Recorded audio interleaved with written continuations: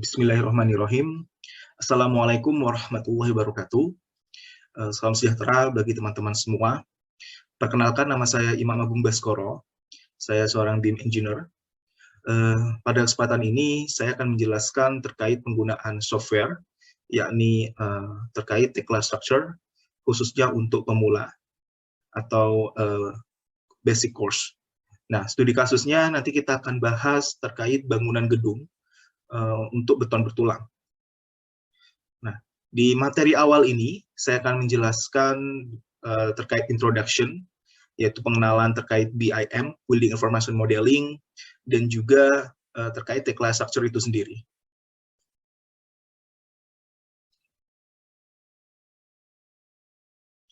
Apa itu BIM?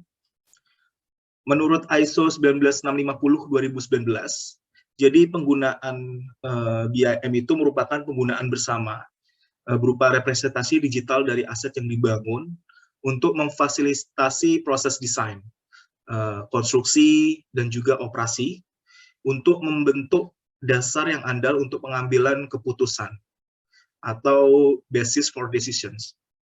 Nah, kalau menurut US National Building Information Model Standard Project Committee, Building Information Modeling atau BIM adalah representasi digital dari karakteristik fisik dan fungsional sebuah fasilitas. BIM adalah sumber daya pengetahuan dan informasi bersama tentang sebuah fasilitas yang membentuk dasar yang dapat diandalkan untuk mengambil keputusan-keputusan juga. Nah, seperti halnya ISO 19650 ini ya, ini berupa siklus hidupnya, ya, didefinisikan sebagai yang ada sejak awal konsepsi hingga pembongkaran, ya, hingga pekerjaan pembongkaran. Selanjutnya, secara kesimpulannya, ini berdasarkan kesimpulan dari saya, bahwasanya Building Information Modeling ini adalah suatu proses, ya, yang di dalamnya terdapat sistem dan software yang meliputi tidak sekedar sebuah representasi model 3D saja, tetapi meliputi keseluruhan informasi dan visualisasi yang diperlukan berdasarkan kebutuhan, kesepakatan, ataupun ketentuan dalam dokumen perjanjian yang mengacu pada pedoman dan standarisasi dengan menampilkan informasi yang luas dalam berbagai dimensi yang beragam, yaitu ada 4D, 5D, 6D, hingga 8D, ya, yang memiliki fungsi masing-masing. Selain itu juga mencakup sistem kolaborasi dengan konsep digitalisasi yang tujuannya itu membantu ataupun menjadikan sebagai pedoman dalam perencanaan, pelaksanaan, hingga pengoperasian dan pemeliharaan pada suatu bangunan. Bahkan tadi bisa sampai ke pembongkaran, ya, hingga dalam bentuk yang kompleks atau detail gitu untuk mencapai tujuan, yakni pastinya kembali lagi ke BMW, yakni biaya, mutu, dan waktu dalam wujud bisa berupa istilahnya yang kita kenal sekarang ini adalah lean construction. Nah, sebenarnya tujuan BIM ini sebenarnya juga tujuannya adalah penerapan dari lean construction itu sendiri, yang sekarang mungkin banyak kita dengar, ya, di beberapa pelaksanaan konstruksi terutama. Di webinar-webinar itu sudah banyak membahas terkait lean construction. Nah, ini hubungannya dengan BIM juga. Nah, pedoman dan standarisasi BIM yang digunakan, ya. Pedomannya pertamanya adalah pasti kita mengacu kepada Permen PUPR, ya, yang nomor 22 tahun 2018 terkait bangunan gedung negara tidak sederhana dengan kriteria luas di atas 2.000 meter persegi dan di atas 2 lantai. Ini adalah pedoman di mana kita atau teman-teman kontraktor atau teman-teman pelaksana konstruksi, ya, itu mensyaratkan bahwasanya kita harus bisa menerapkan Building Information Modeling ini dalam suatu project. Kemudian PP, ya, Peraturan Pemerintah Nomor 16 Tahun 2021, sebenarnya ini Peraturan Pelaksanaan Undang-Undang Nomor 28 Tahun 2002, tentang bangunan gedung, ya, terkait landasan terkait penerapan dimensi pada BIM. Nah, ini dasar-dasar penerapan pelaksanaan atau penerapan terkait dimensi BIM tadi yang terkait 3D hingga 8D ini, itu dibahas di dalam PP nomor 16 tahun 2021 ini. Nah, untuk standarnya, untuk pelaksanaan BIM-nya ya, kita mengacunya itu sebenarnya kalau di Indonesia ini masih dalam proses pembuatan semacam SNI-nya, Standar Nasional Indonesianya. Nah, untuk sekarang ini kita standarnya masih mengambil dari standar-standar luar negeri ya, terutama. Nah, ada BSI, British Standard Institution, kemudian ada banyak sekali yang sebagai-nya ya, atau panduan dan standarnya. Tapi mungkin yang BSI ini sudah di Indonesia itu untuk standarisasinya sudah mulai banyak ini yang teman-teman pelaku konstruksi ya di lapangan itu sudah mulai untuk melakukan standarisasi dengan menggunakan standarisasi ISO 1950 2018 ini, yang mana itu dikeluarkan oleh BSI. Nah, selanjutnya terkait model calculation. Nah, ini grafik ini mungkin adalah sebagai gambaran saja, atau mungkin sebagai hasil proses dan hasil bagaimana sebenarnya perbedaan antara cara lama ya atau tradisional dengan cara yang mungkin sekarang dengan konsep BIM ini, bagaimana sih perbedaannya dari segi cost dan juga sampai ke segi pelaksanaannya ya, dan juga bagaimana sih effort yang akan kita dapatkan, yang kita akan hasilkan gitu selama kita menerapkan antara menggunakan BIM dan juga tradisional. Nah, kita bisa lihat ya bahwasanya kita dari tradisional dulu ya. Kita bisa lihat bahwasanya dari effort yang kita keluarkan di awal dari prelim design, kemudian di konsep desain, mungkin bisa dibilang kecil ya, karena mungkin tidak diperlukan gambar-gambar yang cukup detail dari tahap perencanaan ini, ya cukup gambar-gambar konsep saja. Kemudian dimulailah detailing design hingga construction detail. Nah, ini di sini mulai terjadi peak nih, mulai terjadi kenaikan effort ya, hingga peaknya itu berada di antara construction detail hingga commissioning. Nah, ini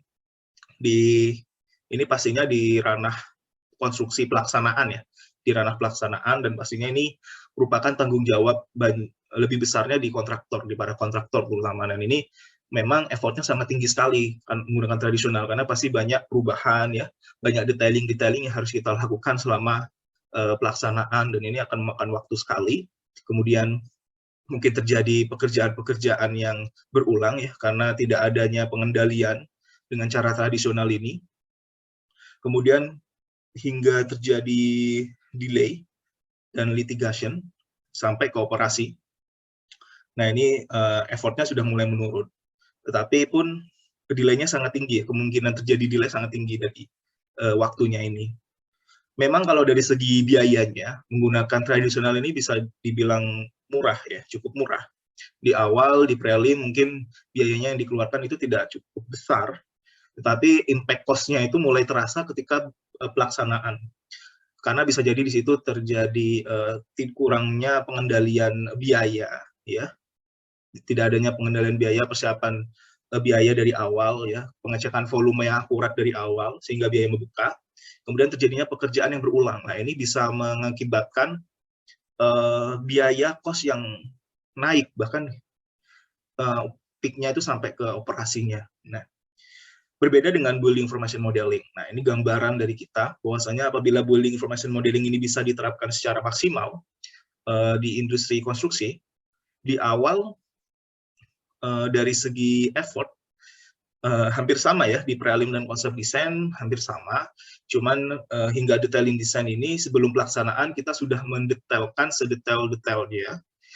Persiapan pun juga dipersiapkan dengan sebaik mungkin, karena BIM ini minimal kita sudah bisa mengeluarkan model 3D dengan basic informasi, ya, minimal ada informasinya di situ, bisa itu berupa volume ataupun terkait notasi ataupun juga apa namanya macam-macam ya, terkait metode pun juga bisa masuk ke dalam BIM ini. Jadi secara detail, tapi metodenya itu metode pekerjaan itu tidak serta-merta hanya dalam bentuk 2 dimensi, tapi juga dalam bentuk 3 dimensi, bahkan bisa sampai ke 4 dimensi seperti itu. Bahkan juga terkait tadi dengan schedule berarti sampai 5 dimensi. Nah, ini kemudian dalam BIM ini memang di detail desain memang cukup tinggi, tetapi secara konstruksi hingga sampai operasi ini sudah mulai menurun effortnya. Karena di sana kita tidak banyak pekerjaan berulang, kita cukup memperbaiki model-model yang mungkin terjadi perubahan itu tidak banyak gitu. Nah, ini sudah mulai berkurang, bahkan sampai operasi kita cukup menjadikan model itu sebagai sebuah aset manajemen, sehingga suatu saat bisa digunakan sebagai sarana untuk maintenance dan juga untuk bahasanya dalam BIM itu 7D-nya. Ya, jadi terkait aset manajemen ini kita bisa gunakan modeling 3D ini tidak hanya sampai ke konstruksi dan selesai pelaksanaan, tetapi bisa sampai ke operasinya juga gitu. Nah, kemudian dari segi harga memang di awal memang sangat tinggi karena investasi dari BIM ini terkait software, kemudian training ya, pelatihannya, kemudian tentang tenaganya ini memang tidak murah gitu ya. Apalagi di awal-awal seperti ini pastinya banyak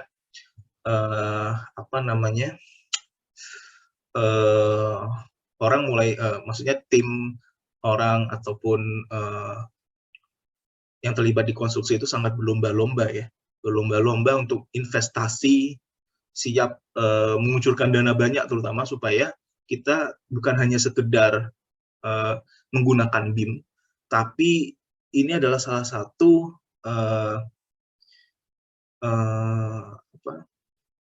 arah yang lebih baik bagi teman-teman pelaku konstruksi, terutama di lapangan, dari itu konsultan, kontraktor ya, hingga pengoperasian itu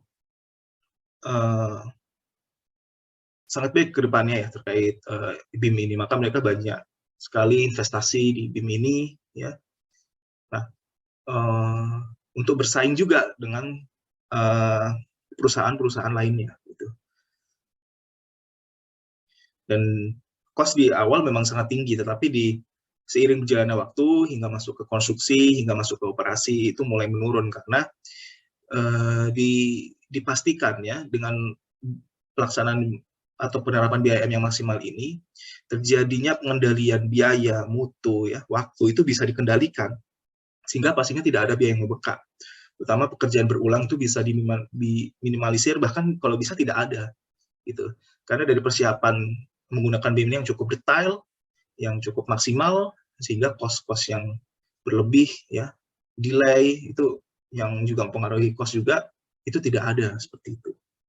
Nah, termasuk halnya dengan menggunakan BIM ini kita juga bisa mengurangi wasting waktu ya, kemudian wasting material. Nah, itu juga nanti impact-nya ke cost juga yang kemudian bisa kita tekan, dan itu bisa menjadi suatu yang goal yang sangat bagus ya bagi teman-teman pelaku konstruksi di lapangan terutama.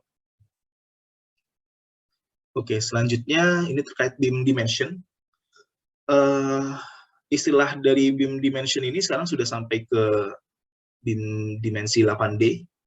Ini terkait yang 3D itu visualisasi berupa representasi building dalam bentuk 3 dimensi ya, pastinya mungkin ini sudah banyak yang kita gunakan ya. Ada yang pernah menggunakan SketchUp mungkin ya, dengan V-Ray-nya, kemudian sekarang sudah mulai beralih ke Revit, kemudian Archicad, ada Allplan, nah, ada Tekla Structure juga, dengan beberapa support visualisasi berupa rendering untuk menampilkan presentasi yang lebih menarik. Bisa itu menggunakan V-Ray, Lumion, Twinmotion, ya, ataupun bawaan software tersebut. Itu juga disediakan untuk presentasi visualisasi yang mungkin membantu kita dalam memberikan tampilan yang hampir real gitu ya, dengan apa yang nanti dikerjakan di lapangan. Nah, untuk 4D ini merupakan representasi antara 3D yang juga dikaitkan dengan waktu. Nah, waktu itu schedule pelaksanaan.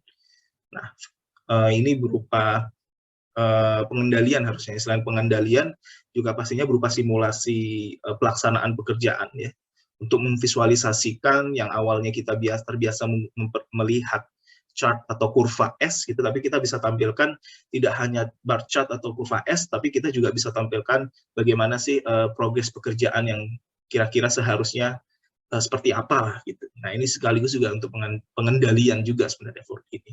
Nah, kalau 5D juga untuk pengendalian tapi dalam segi harga.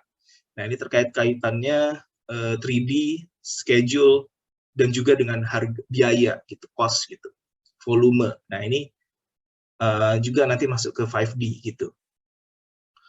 Nah, kemudian naik lagi sudah sampai ke 6D.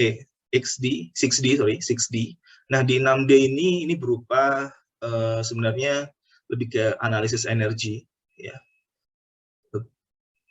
Lebih ke analisis energi, tapi kalau di sini ini concern-nya lebih ke facility management ya. Mungkin bisa dibilang 6D sama 7D ini hampir mirip gitu ya. Kalau di 7D yang kita tahu mungkin lebih ke facility management.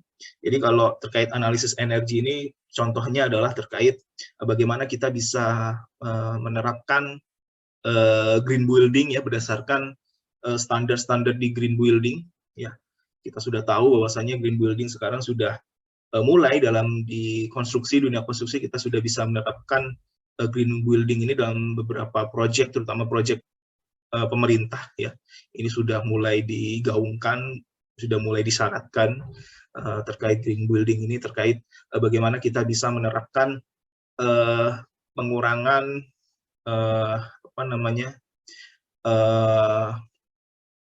bagaimana kita bisa mengurangi dampak ya, dampak dari penggunaan energi yang ada gitu ya, sehingga kita bisa mengurangi kerusakan bagi alam dan bumi ya.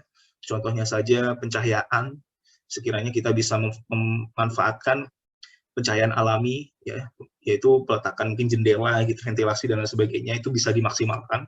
Kemudian juga terkait udara ya, ventilasi, kemudian saluran udara bisa kita maksimalkan, dan juga pencahayaan lampu juga bisa kita maksimalkan untuk untuk hemat-hemat energi lah, untuk hemat energi supaya tidak merusak lingkungan di bumi kita ini gitu, dan lain sebagainya. Kemudian untuk yang 7 itu yang 6D tadi ya, kadang-kadang bisa terbolak-balik antara 6D dan 7D. Nah, itu lumrah sih, mungkin ini terkait mungkin standar-standar luar negeri yang mungkin mempersepsikan antara 7D dan 6D itu mungkin bisa hampir disamakan gitu. Kemudian di 7D juga ada sebenarnya facility management. Nah, untuk facility management ini terkait operasi ya. Operasi. Jadi penggunaan atau fungsi dari suatu bangunan tersebut itu bisa kita gunakan, bisa kita fungsikan sebaik mungkin gitu. Nah, tetapi kita juga diberikan fasilitas yang mana kita bisa memanajemen fasilitas yang ada gitu. Dalam halnya kita bisa memperkirakan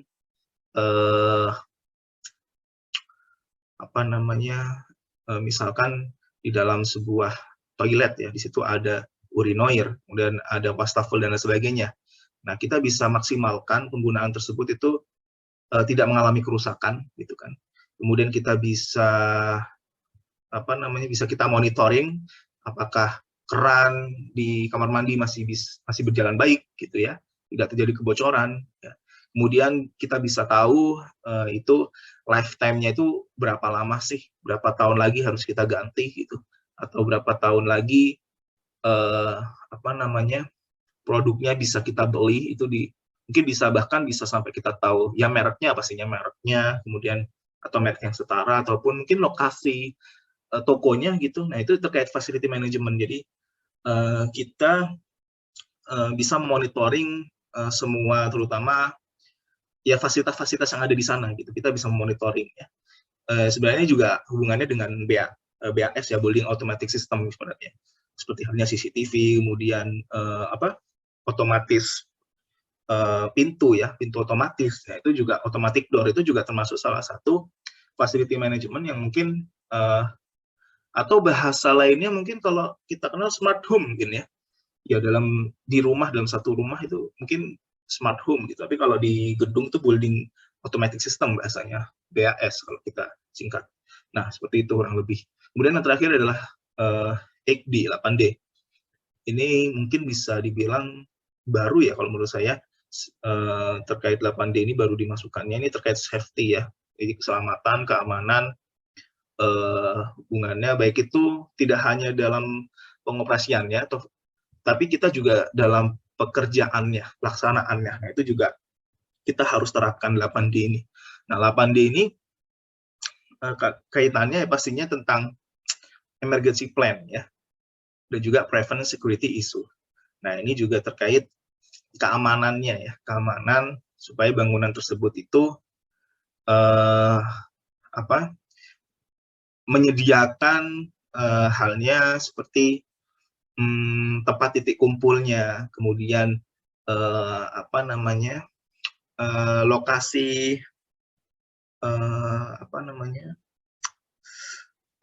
lewat pintu mana, kemudian jalurnya di mana saja. Nah, ini juga harus sudah diperhitungkan ya. Ini masuk ke 8D juga. Tapi mungkin dengan bantuan 3D dan juga menggunakan visualisasi yang jelas atau menggunakan sistem BIM ini diharapkan 8 ini bisa berjalan maksimal. Oke, ini terkait level of maturity BIM, level 0, itu low collaboration, jadi hanya mungkin menggunakan informasi 2D, kebanyakan saat ini menggunakan informasi CAD, ya, menggunakan CAD. Kemudian level 1, ini sudah mulai ada partial collaboration, jadi tidak hanya menggunakan CAD, tapi juga udah menggunakan 3D, ya. Nah, kemudian naik lagi ke level 2, nah, ini sudah full kolaborasi, ini sudah integrasinya dengan time management 4D dan cost management 5D. Kemudian yang terakhir ya sampai saat ini baru sampai level 3, ini adalah full integrasi building life cycle atau 6D ya. Ini terkait maturity level ya, BIM. Kalau ini contohnya untuk BIM level 2 ya. Jadi untuk BIM level 2 ini lebih ke BIM 4D atau lebih ke jadwal gitu ya. Oke, langsung masuk ke level of development. Nah, ini kita mungkin mengenal LOD. LOD itu adalah level of development. Jadi ada LOD 100, 200, kemudian ada 300, ada juga mengatakan 300/350, ada LOD 400 dan juga LOD 500. Nah, ini perbedaannya adalah mungkin dari segi detailingnya ya. Kita bisa lihat di LOD 100 itu gambarannya masih skematik ya. Kemudian LOD 200 mungkin di situ sudah ada warnanya ya. Kita tahu ini konkret atau kayu mungkin ya. Nah, kemudian di 300 atau 350 ini sudah mulai agak detail nih, cuman masih terlihat tekukan-tekukannya gitu ya, masih bagian luarnya lah. Nah, kalau di 350 ini sudah mulai ada part-part yang mungkin sudah mulai muncul ya, sudah mulai terlihat. Ya, masuk ke LOD 400 ini kita sudah bisa melihat bagian dalamnya yang sangat jelas, yaitu terkait di sini contohnya konkret. Nah, dalamnya ada tulangan, kemudian ada sambungan macam-macam ya di situ. Kemudian LOD 500, nah ini terkait asbuitnya. Nah, ini sebenarnya hampir sama dengan LOD 400, cuman dia lebih hasil dari asbuitnya ya. Jadi terkait sesuai dengan apa yang dilaksanakan di lapangan. Nah, terkait halnya tekla structure, kira-kira tekla structure masuk ke LOD berapa sih ini? Nah, untuk LOD di tekla structure sendiri, itu bisa masuk ke sampai LOD 500 mungkin ya, karena dia bisa sampai detail sekali ya, tidak hanya sekedar bagian tampak luarnya saja, tapi tekukan-tekukannya bisa kita buat, bahkan bagian dalam tulangan atau rebarnya itu, bahkan sambungannya itu bisa kita buat sampai sedetail mungkin gitu. Nah, ini masuk ke tekla. Ya, ini pembahasannya masih tekla ya, bukan tekla structure. Jadi tekla itu tidak hanya tekla structure sebenarnya. Jadi ada banyak. Nah, kita bahasnya adalah tekla, belum ada structure-nya nih. Nah, tekla ya, sekilas sejarah tentang tekla. Awalnya tekla ini merupakan sebuah software atau rekayasa perangkat lunak yang mengkhususkan dirinya sebagai model 3D bangunan, tapi itu fokusnya lebih ke struktur baja sebenarnya, atau biasa kita kenal dengan X-Steel. Nah, Tekla ini sebenarnya singkatan ya. Saya juga baru tahu setelah saya baca artikel. Nah, ini adalah Teknilian Laskenta Oy, atau itu bahasa Finlandia ya, yang artinya adalah Tekla Corporation. Nah, ini awalnya dulu masih Tekla ini, berdiri sendiri nih ya, di Finlandia, di Espoo, tahun 1966. Dulu terkenalnya dengan X-Steel namanya, kemudian berubah menjadi Tekla. Gitu. Sampai sekarang, Tekla juga masih eksis, karena apalagi setelah diakuisisi oleh Trimble Navigation, ini merupakan suatu perusahaan yang berbasis di geospasial ya. Trimble ini bilang geospasial, tapi akhirnya Trimble juga memiliki software yang fokus pada 3D model structure, dan juga mungkin 3D model untuk arsitek seperti halnya SketchUp ya. SketchUp juga termasuk salah satu software dari Trimble gitu ya. Dan masih banyak lagi. Nah, Tekla ini akhirnya yang awalnya namanya X-Steel ini kemudian mengganti namanya menjadi Tekla Structure, yang mana nanti pemodelannya berupa informasi 3D BIM ya, yang tidak hanya sekedar terkait menampilkan struktur baja saja, tetapi bahkan sekarang sudah bisa sampai ke struktur beton gitu. Tapi mungkin pengalaman saya menggunakan Tekla Structure ya, menurut saya Tekla Structure ini sangat mengikuti perkembangan dari struktur di luar negeri dibandingkan di dalam negeri, maksudnya Indonesianya ya, bukan di Indonesia, tapi dia sudah mengikuti perkembangan di luar negeri, yang mana mungkin di luar negeri sudah banyak menggunakan steel ya, sudah familiar atau sudah banyak gitu yang menggunakan struktur baja gitu, bahkan precast gitu, struktur yang serba-serba cepat gitu ya sebenarnya, seperti Lego. Nah, di Tekla ini sebenarnya sangat prefer ke sana gitu, tetapi tidak menutup kemungkinan memang Tekla juga mengarah ke struktur cast in place atau beton bertulang yang cornya di tempat gitu. Itu. Nah, software Tekla itu banyak sekali ya. Ini mungkin beberapa saja. Jadi ada Tekla Structure yang akan kita bahas, kemudian ada Tekla Power Fab, Tekla TEDS, Tekla Portal Frame Designer, Tekla Connection Designer, ada Tekla Structural Designer, dan ada CDE-nya, yaitu Common Data Environment-nya, yakni Trimble Connect. Nah, kita akan bahas Tekla Structure karena memang mungkin di Indonesia Tekla Structure ini sebenarnya sudah lama digunakan ya, terutama untuk struktur-struktur baja. Itu sudah lama sebenarnya, cuman mungkin saat ini sudah mulai digaungkan gitu ya, beberapa tahun akhir ini sudah mulai banyak digaungkan karena terkait tadi itu ya, pembahasan dari BIM ini. Nah, Tekla Structure ini fungsinya sebenarnya banyak sekali ya. Jadi dari fungsinya itu Tekla Structure selain modeling 3D itu bisa detailing pastinya ya, detailing struktur sambungan, pengelasan, penulangan ya, dan lain sebagainya, juga kemudian persiapan terkait output gambar ya. Nah, ini untuk terkait drawingnya juga pastinya, persiapan terkait drawing, kemudian volumenya ya, jadi kita bisa export quantity, volumenya. Kemudian bahkan di Tekla sendiri ini yang menurut saya kelebihan dari Tekla Structure adalah terintegrasinya software dengan mesin. Mesinnya ini bisa mesin pemotong baja, bisa mesin pemotong tulangan, dan mungkin kurang lebih dua itu yang saya tahu ya terkait struktur, karena memang kebutuhannya di mesin-mesin yang sudah ada kan mesin-mesin pemotong baja ya, kemudian ada mesin-mesin pemotong rebar atau tulangan. Nah, itu dengan Tekla ini itu softwarenya bisa terintegrasi gitu, bisa disambungkan atau bisa diolah dengan mesin tersebut ya. Nah, ini sangat membantu kita ya sebenarnya untuk melakukan tahap konstruksi nantinya. Nah, kemudian di Tekla Structure sendiri juga dalam satu softwarenya itu juga disediakan pengendalian waktu gitu, kalau bisa dibilang ya, scheduling task-nya ya, atau bar chart-nya ya, yang mana itu sebenarnya bisa kita gunakan sebagai BIM 4D sebenarnya. Nah, itu juga di Tekla disediakan, jadi kita bisa masukkan schedule gitu ya, baik itu kita buat sendiri di Teklanya atau bisa kita masukkan dari file dari luar dalam format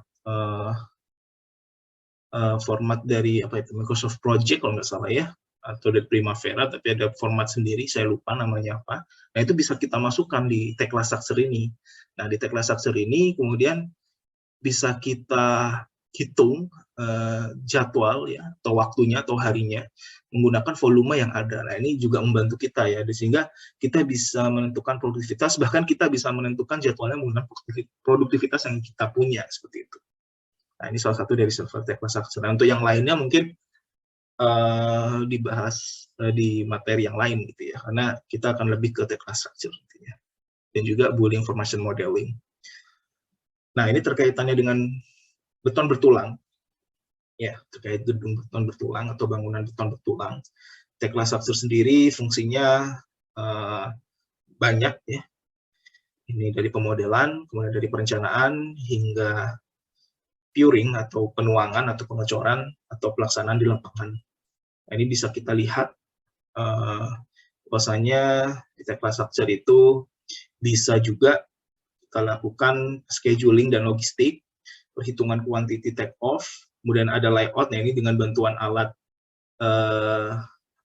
dengan bantuan alat spasial ya, atau semacam theodolit, tapi menggunakan robotik. Ini sudah ada di Trimble-nya ya. Jadi Trimble pastinya punya alat untuk ini, untuk survei lahan dan sebagainya, bahkan untuk pelaksanaan juga. Kemudian di sini ada angkur bolt dan embed, kemudian ada reinforcing atau penulangan, kemudian ada formwork, dan hingga ke perencanaan puring atau pengecoran untuk sebuah konstruksi. Nah, ini sangat menarik sekali ya sebenarnya ya.